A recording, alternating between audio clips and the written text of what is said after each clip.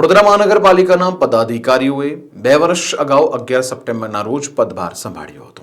ગતરોજ 2 વર્ષ પૂર્ણ થતા સ્થાયી સમિતિના અધ્યક્ષ ડોક્ટર શીતલ મિસ્ત્રીએ પોતાની પ્રતિક્રિયા આપી હતી. શીતલ મિસ્ત્રીએ પોતાના કાર્યકાળ દરમિયાન વડોદરા શહેરના ઘણા વિકાસલક્ષી કામોની માર્ગદર્શિકા વિસ્તારથી આપી હતી, જેમાં વિશ્વામિત્રી પ્રોજેક્ટ હોય, રોડ રસ્તાના કામ હોય, તળાવના કામ હોય, વરસાદી કાંસોના કામ હોય, આ તમામ કામો તેમના કાર્યકાળ દરમિયાન ખૂબ જ પ્રામાણિકતાથી કરવામાં આવ્યા છે તેવું તેઓએ જણાવ્યું હતું. સાથે શહેરના નગરજનોએ પણ આ દરમિયાન ખૂબ જ સાથ સહકાર આપ્યો છે તેવું પણ તેઓએ વધુમાં જણાવ્યું હતું અને તમામનો આભાર પણ વ્યક્ત કર્યો હતો. જ્યારે વધુમાં તેઓએ શું કહ્યું સાંભળો આ વિડીયોમાં. વડોદરા મહાનગરપાલિકા 11 સપ્ટેમ્બરે નવા બોર્ડના પદાધિકારીઓએ કાર્યભાર સંભાળ્યો હતો. આ કાર્યભાર સંભાળ્યાના 2 વર્ષ ગઈકાલે પૂર્ણ થયા. 2 વર્ષમાં વડોદરા કોર્પોરેશને જે ઇન્ફ્રાસ્ટ્રક્ચરના કામ કરવાના હોય, જે સોશિયલ ઇન્ફ્રાસ્ટ્રક્ચરના કામ કરવાના હોય તથા લોકોની સુખ સુવિધામાં વધારો કરવા માટેની જે કામગીરી હતી એ ખૂબ પ્રામાણિકતાથી કરી છે. ઉડીને આંખે વળગે એવા કામોની વાત કરીએ તો 100 દિવસની અંદર વિશ્વામિત્રી પ્રોજેક્ટમાં વિશ્વામિત્રી રિવાઇવલ પ્રોજેક્ટ પૂર્ણ કરવામાં આવ્યો. વિશ્વામિત્રી નદીના પટમાંથી લગભગ લૂઝ સોઇલનું માપ ગણીએ તો 23 લાખ ઘનમીટર કરતાં વધુ માટી કાઢવામાં આવ્યું. 246 હેક્ટર જેટલું જંગલ કટિંગ કરવામાં આવ્યું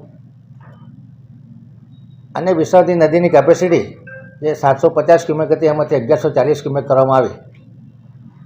સાથે સાથે આજોનું ડ્રેજિંગ કરી અને લગભગ 5 લાખ ઘનમીટર માટી કાઢવામાં આવ્યું. એવી રીતે પ્રતાપપુરાનું ડ્રેજિંગ કરીને એમાંથી 15 લાખ ઘનમીટર માટી કાઢવામાં આવી છે. દેણાનું નવું સરોવર બનાવ્યું છે. અલગ અલગ ઝોનની જે નેચરલ કાંસો હતી એનું રિસેક્શનિંગ, વાઇડનિંગ, જંગલ કટિંગ કર્યું છે. સાથે જે કવર્ડ પાકી કાંસો હતી એના 500 કરતાં વધુ જગ્યાએ સ્લેબ તોડી અને એનું પણ ડિસિલ્ટિંગ કર્યું છે. પાણીની વાત કરીએ તો રાયકા ખાતે WTP મંજૂર કર્યા છે, નિમેટા ખાતે 2 WTP મંજૂર કર્યા છે. આગામી સમયમાં જે કામો કરવાના છે એના પણ 1840 કરોડ DPR બનાવી અને રાજ્ય સરકારમાં મંજૂરી અર્થે મોકલવામાં આવ્યા છે. ખાસ કરીને પોઈચાનો નવો WTP બનશે, અનગઢનો નવો WTP બનશે. સિંધરોડ ફેઝ 2 અંતર્ગત બીજા 150 MLDની કેપેસિટીમાં વધારો કરવામાં આવશે. ધોળકામાં 50 MLDની કેપેસિટીમાં વધારો કરવામાં આવશે.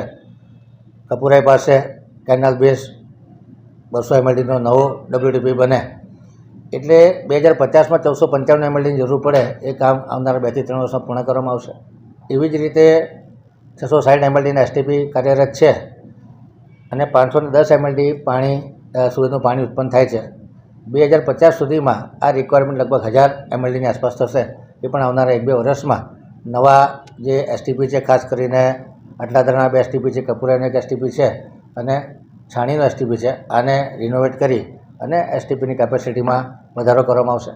વડોદરા શહેરમાં માંડવીનો દરવાજો જે જર્જરિત થયો છે એને રિપેર કરવા માટેની ટેન્ડરિંગ પ્રક્રિયા પતી ગઈ છે.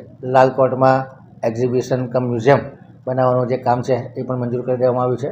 આગામી સમયમાં ન્યાય મંદિરનું કામ પણ મંજૂર થાય એ પ્રકારના આ આયોજન છે. 4 ઝોનમાં સ્વિમિંગ પુલ બને, 4 ઝોનમાં લાઇબ્રેરી, યોગા સેન્ટર બને અને સોશિયલ એન્જિનિયરિંગ માટે દરેક વોર્ડમાં 3-4 પ્લોટો આઈડેન્ટિફાઈ કરી એનું ફેન્સિંગ કરી અને એને ઇયરમાર્ક કરવામાં આવે કે આ પ્લેગ્રાઉન્ડ તરીકેનો ઉપયોગ કરવામાં આવશે, વડીલ વિસામો તરીકે ઉપયોગ કરવામાં આવશે, વેજીટેબલ માર્કેટ શિફ્ટ કરવામાં આવશે, પી.એન. પાર્કની સુવિધા ઊભી કરવામાં આવશે.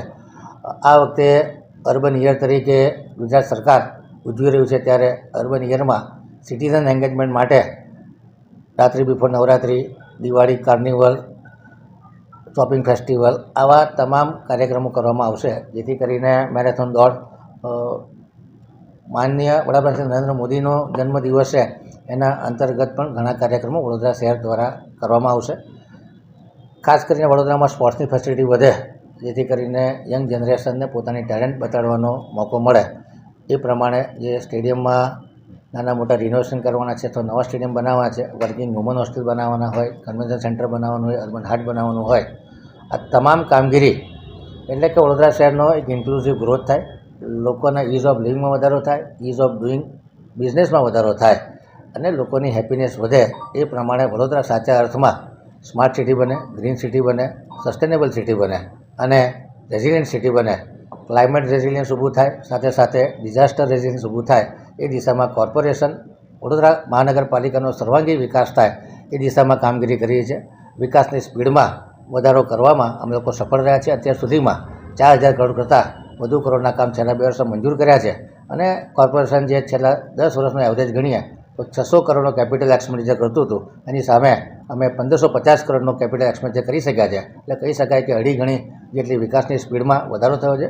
વિકાસના મુખ્ય આયામોમાં સ્પીડ, સ્કેલ, ક્વોલિટી અને નાગરિકોનું સેટિસ્ફેક્શન રહે એ પ્રમાણે પ્રામાણિકતાથી, ઓનેસ્ટીથી, પારદર્શિકતાથી વહીવટ કરવાની કોશિશ કરી છે.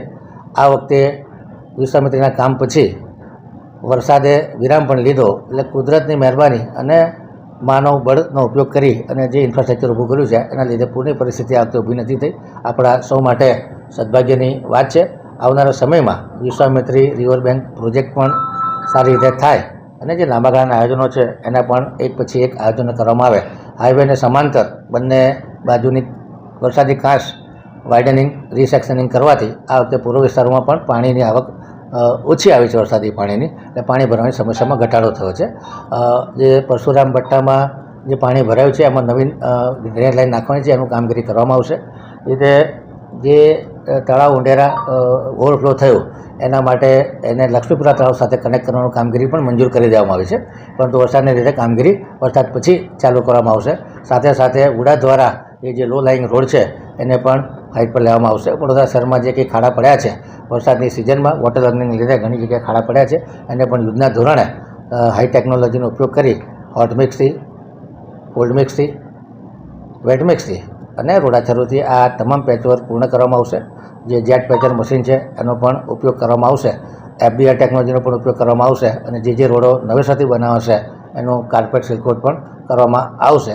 કહેવાનો મતલબ કે વડોદરા શહેર સ્વચ્છતામાં આખા ભારતમાં 18મા રેન્કે આવ્યું છે અને મોસ્ટ પ્રોમિસિંગ સિટી તરીકે વડોદરા પહેલા નંબર છે અને ધ સેફેસ્ટ સિટી ઓફ ઇન્ડિયામાં વડોદરાએ 2nd રેન્ક હાંસિલ કર્યો છે. ઉત્સવપ્રિય નગરીમાં તમામ ઉત્સવો શાંતિપ્રિય રીતે ઉજવાય છે. ખાસ કરીને દશામાનો તહેવાર હોય કે ગણપતિનો તહેવાર હોય, લોકોની સુખ સગવડમાં, સુખ સુવિધામાં વધારો થાય, શ્રદ્ધાળુઓની શ્રદ્ધા તૂટે નહીં એ પ્રમાણેના આયોજન કર્યા છે. ખૂબ સારા પ્રકારના ઇન્ફ્રાસ્ટ્રક્ચર ઊભા કર્યા છે. પોલીસ ડિપાર્ટમેન્ટ દ્વારા પણ સારો સાથ સહકાર મળ્યો છે. અમારા 5 પદાધિકારીઓ સંગઠિત રહી અને તમામ કાર્યક્રમોમાં અમે લોકોએ સાથ સહકાર આપ્યો છે. ખાસ કરીને વડોદરા શહેરમાં કમિશનર અત્યારે શ્રી અરુણ મહેશ બાબુ અને એની પહેલાં શ્રી દિલીપ રાણા સાથે ખભાથી ખભા મિલાવી અને વડોદરાનો સર્વાંગી વિકાસ થાય એ માટે પ્રયત્નો કર્યા છે. એનું જ ફળ છે કે આજે આપણે વડોદરા શહેરમાં વિકાસ ગતિ પકડી છે. હજુ મને લાગે છે કે આ જે પ્રોજેક્ટ પૂર્ણ થશે તો હજુ 1-2 વર્ષમાં આ પ્રોજેક્ટ પૂરો થતાં વિકાસ આપણને દેખાશે. નાગરિકોએ પણ ખૂબ સારો સાથ સહકાર આપ્યો છે અને જે નાગરિકોની આકાંક્ષાઓ છે એ પરિપૂર્ણ થાય, સંવેદનશીલતાથી તમામ કમ્પ્લેનો નિકાલ થાય એ માટે પ્રમાણિક પ્રયાસ કર્યા છે.